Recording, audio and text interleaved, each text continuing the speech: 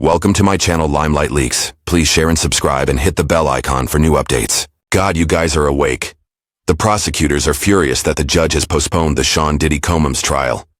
We had the opportunity to discuss the current state of the trial, everyone. We must discuss this jury selection. The judge's deference to Diddy's crew is something we need to discuss. There's no logic behind that. We also need to discuss if this will truly make or break the trial. Sean Diddy Combs' trial was scheduled to begin on Monday. As you are all aware, Diddy's team requested that the jury election be postponed until Friday, even though it could have been finished on Thursday. Now listen, everyone in the legal community at that point, well, not everyone, thought, wait a second, that doesn't make any sense. As did I and the others I know. Why don't you finish this on Thursday so that any problems can be fixed on Friday and the trial can still begin on Monday? Well, you guys, guess what? It appears that these problems did materialize, despite Diddy's team's statement that, hey, we'll just do it Friday. It appeared to be clever legal ploys to buy more time, buy another day, buy witnesses not to appear, and make the trial appear to be in disarray. I understand what you're saying. Listen, yes, Diddy will still be found guilty. But Diddy, you must keep this in mind. All right, Diddy just requires a single juror. For one juror to feel sorry for him, one juror to support his position. Oh, you know what? Thought one juror. The government's argument isn't very compelling. According to one jury, this has been a mess up for the whole thing. According to one jury, the six-pack of white women are being racist. All he needs is that. As an aside, prosecution, you should hire a black attorney immediately if you haven't already, because you are aware that Damian Williams. Let me just add this as a side remark. Damian Williams used to head the Southern District of New York. He resigned when Trump came into power. Okay? Now, many people said he resigned before he got fired, because Trump wanted his own guy in there. A Southern District of New York is one of the most powerful prosecution teams, if not the most powerful prosecution team, for the government in the United States. And anyway, when Damon Williams was the head of this because he was the first black man to be the Southern District of New York, Diddy and his team were mute on any racism. Mute on, oh my God, you trying to take down a black man because you're talking to another black man. It falls short. Now that Damon Williams has been replacing the whole prosecution team, is white. Now they come up with the six-pack of white women stuff. Again, it's all stupid mind games, because anybody that wants to believe that.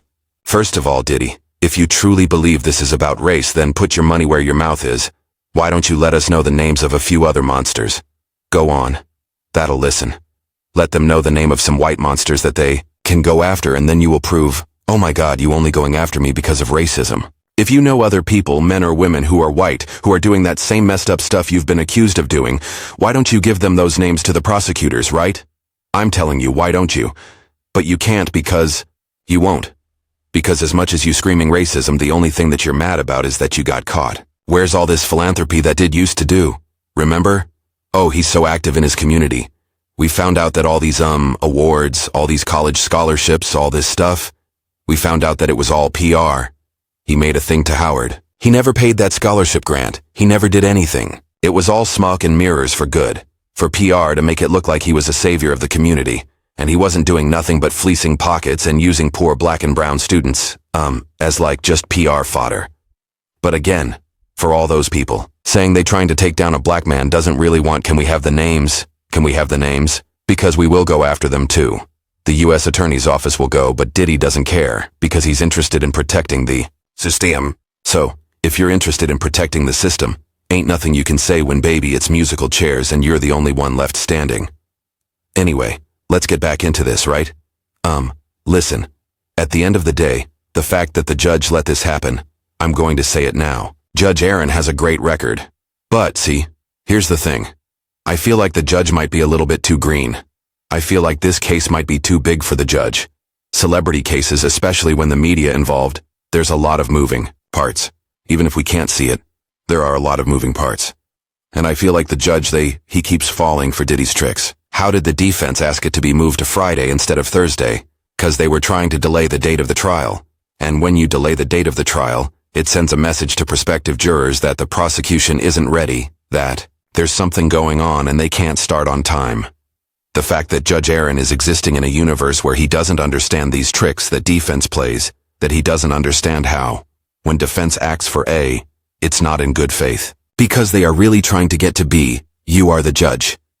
Let me just say this. The jury is in charge of deciding what's true or not. Okay. But the judge is responsible for applying law. Law is procedural as well as ascertaining facts. The judge is supposed to steer the ship so that justice can be delivered and that neither side can use any tricks or turns. The judge is on top of the prosecution. But when it comes to defense, he keeps giving them these little outs. He keeps giving them these little favors, whether wittingly or unwittingly. And it's really disconcerting because do you not realize what right? Do you not realize at all what is at stake and what they're doing and how this is a form of jury tainting? Honestly, I'm going to need the old heads from the court to get involved with Judge Aon and actually see what's going on. Because, yeah. Listen, and get this. The judge says that he's delaying jury selection because he's concerned about cold feet. Have you lost your mind? Do you not know how jury selection goes? I don't believe this. There are 45 people now. 43 because 2 people were taken off. We'll talk about in a different video. That are now saying, yes, we are ready for trial, or we will go. And you're now saying, I don't know. Listening to the prosecution, they might get cold feet. Who would get cold feet? Who would get cold feet? Everybody there wants to be there. Everybody in the media, all the court reporters say there's something different about this trial. Usually people be killing themselves not to get on jury. Now everybody wants to be on this jury. Everybody wants to be on this jury. Who is getting cold feet? You're just giving the defense more time to investigate the jurors and find something. But the fact that the judge isn't even reading the room. Cold feet. Let me tell you something. Even for traffic cases, nobody wants to be on jury duty. In Diddy's trial, it's different, right? Because it's Celebrity Factory.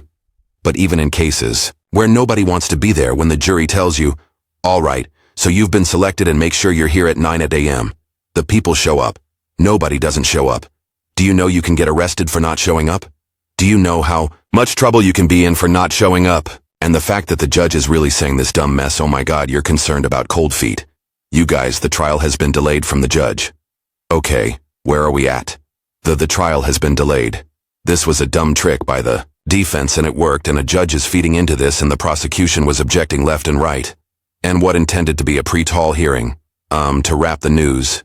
Sorry, to wrap up any loose ends in the case that could see Diddy behind bars. This is directly from Deadline, behind bars for life if found guilty. Judge Aaron nudged solidifying the jury until Monday morning.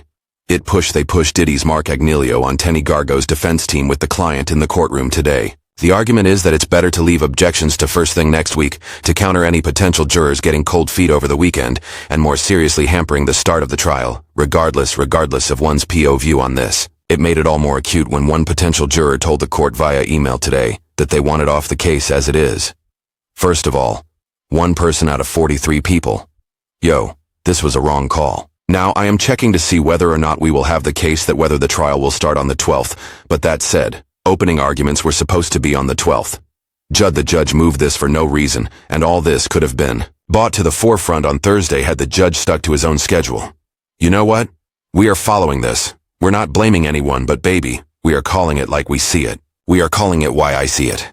Listen, this week it pains me to say has been a lot of wins for Diddy. Victim number 3 has turned on the prosecution talking about, I never, even though we literally have proof that you not only did, but you did so often.